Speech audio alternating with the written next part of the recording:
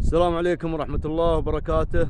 اخواني اعضاء نادي القطيف للحمام الزاجل، صبحكم الله بالخير.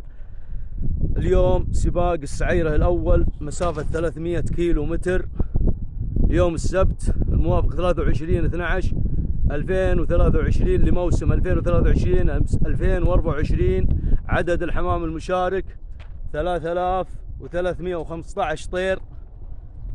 حالة الطقس درجة الحرارة 18 درجة مئوية. اتجاه الرياح جنوبية شرقية. سرعة الرياح 13 كيلو متر في الساعة. وكما ترون هذا المسلخ المعلم مسلخ السعيرة، وهذا سوق الأعلاف، وهذه سيارة النادي. الحمام موجود، سيتم الإطلاق بعد قليل.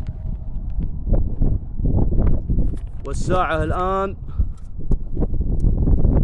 7:11 دقيقة.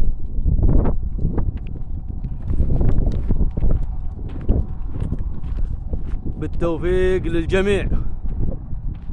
1 2 3 اطلق.